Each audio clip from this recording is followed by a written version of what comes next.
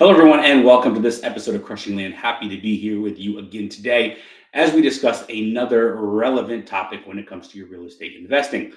And what we're going to discuss today has to do, it's more of a question that comes up with people that are first starting, right? You're weighing out different options. And so it's a question that you ask. Maybe if you are just kind of getting started, it's something you're still weighing out, looking at different options. And obviously, if you've been going for a while, it's something you did think about and then made a decision. And that is, first off, why choose real estate investing over other types of investments that are out there? And then second, why pick land investing when it comes to your real estate investments? So we're going to talk about both of those things today to try to help you. We've had a lot of newer people reaching out recently, a lot of people looking at real estate investing. And so we're trying to put this out there to help you come to the right decision making and determinations in your investing in your own lives and try to figure out what you're going to do next.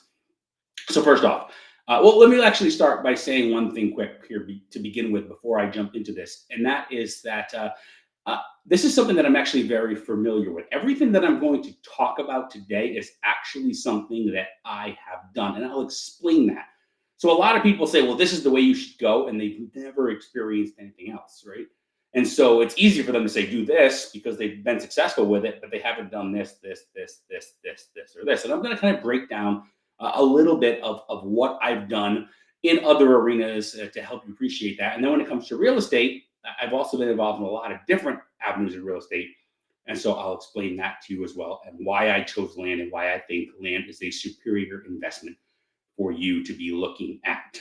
Okay, so first off, why choose real estate as your investing machine, right? Why put your investments there as opposed to the stock market, precious metals, art, collectibles, sports cards, things like that, sports memorabilia, whatever it may be. So let me start by saying that I have been that I'm active, I should say actively, that I am active in all those other arenas as well. So not necessarily for investment, but just things that I've had for a while. So obviously stocks are for investing. When it comes to that, gold and silver is for investing. I'm not really super heavy on that. And then sports memorabilia, I actually, I collected it myself. I think some of you guys in my past videos have probably seen like the background stuff, and I've sold a lot of that stuff off as removing and things like that. But just helping you appreciate that this is something that I know a lot about, and I actually was involved in a collectible business in the past where we bought and sold different collectibles and sold those things. So it's something that I'm familiar with. So why real estate as opposed to those other things? Well, let's just break down those other things for a moment to try to help you with that. First off, when it comes to stocks. Now, obviously, stocks have a lot of potential to rise very quickly and also drop very quickly. So stocks are much more volatile investment than others, right? Now, if you're playing it for the long-term game, chances are that you're going to make money with the stock market. If you buy right now, it's 2024. If you buy right now in 2024 with the goal of selling that stock in 2050, chances are that you're going to have appreciation, unless the company goes bankrupt or something happens. But most likely, you're going to have a good investment there in most cases. So long-term play, it's very good. But the short-term play is a lot harder because stocks kind of do this, right? Up, down, up, down, up, down, up, down, up, down. And so unless you are very invested in it as far as time goes, day traders, things like that, and you're going to be very active at buying, selling, buying, selling, buying, selling, to try to hedge all of that, it's a lot harder to figure it out as far as making an income off of it. Don't get me wrong, I've done well with stocks and I've made money with stocks, but it's a much more intensive work and you just don't know where things necessarily are going to go because the stock market, based on a whole bunch of parameters around it, all these outside factors can take a huge jump or a huge dip in a single day. So, when it comes to stocks, it's very volatile, up, down, up, down. Precious metals. Now, obviously, if you bought gold, silver, platinum, whatever it was in 1990, and you were selling it today, you'd have a very good investment, right? Well, it's 34 years later. So if you were to buy it today and sell in 34 years, probably a very good investment. But what happens if I wanted to buy an ounce of gold today? If I wanted to buy 10 ounces of silver, 100 ounces of silver, whatever it is, and I wanted to sell it in a month, am I going to have a huge appreciation? What happens if I wanted to sell it in 6 months or a year? See, I might make a little bit of money, but it's probably not going to be anything unless I can do an insane amount of volume, which most people can't, right? You can't go out there and buy pounds of gold and pounds of silver and then sit on it and sell it 6 months later, right? So most people aren't in a position to be able to do that. So in that case there, right, it's again a very long-term investment. If I want to sit out for the next 25, 30 years, yeah, sure, I'm going to make money, but it's not going to be something that I see in a short term. Collectibles.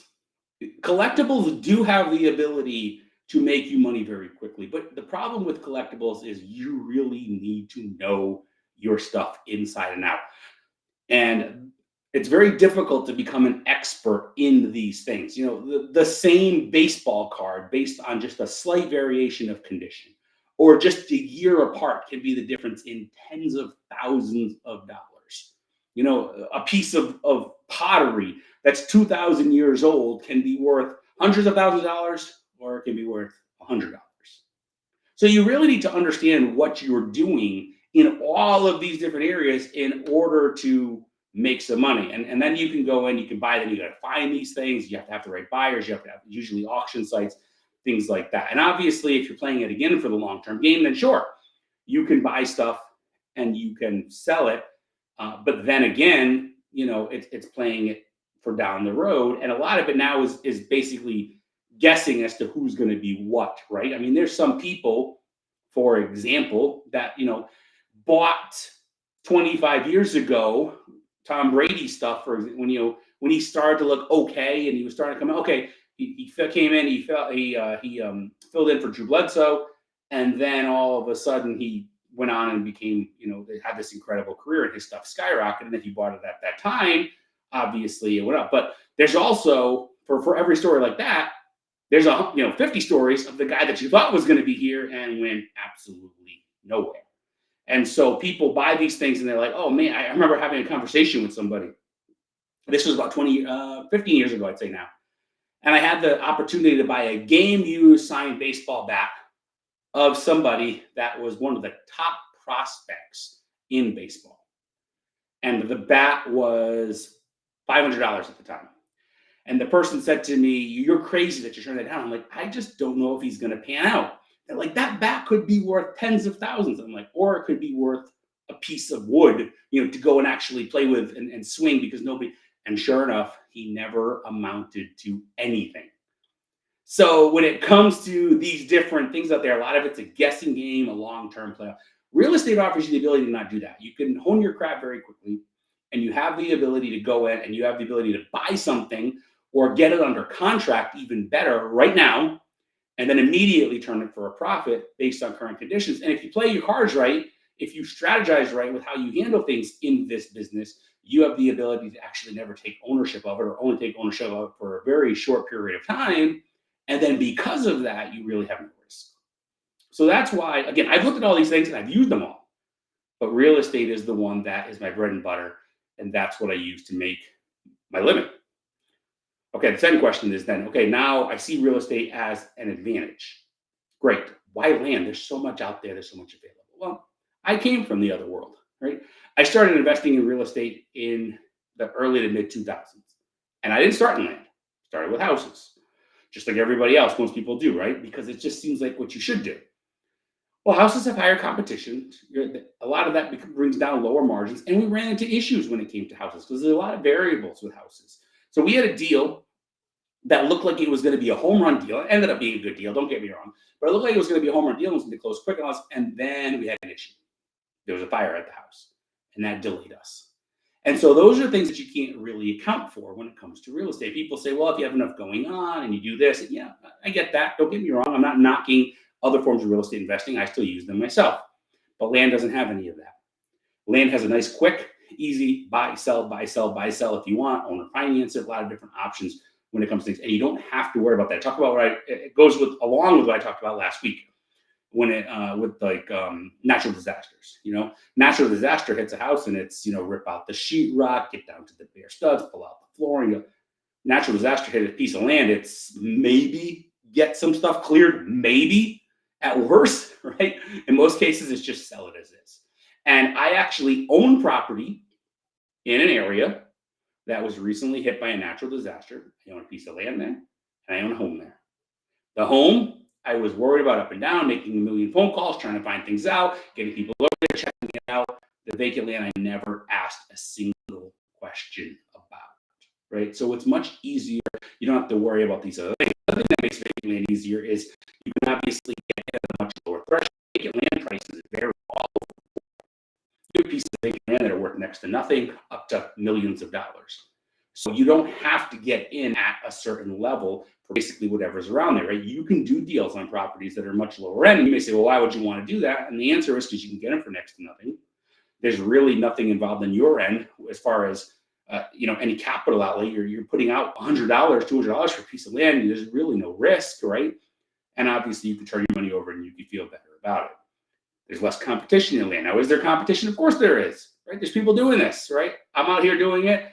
Students are out here doing it. Other programs are teaching it. There's competition. Anybody that says that there's no competition is full of it, right? There's obviously competition.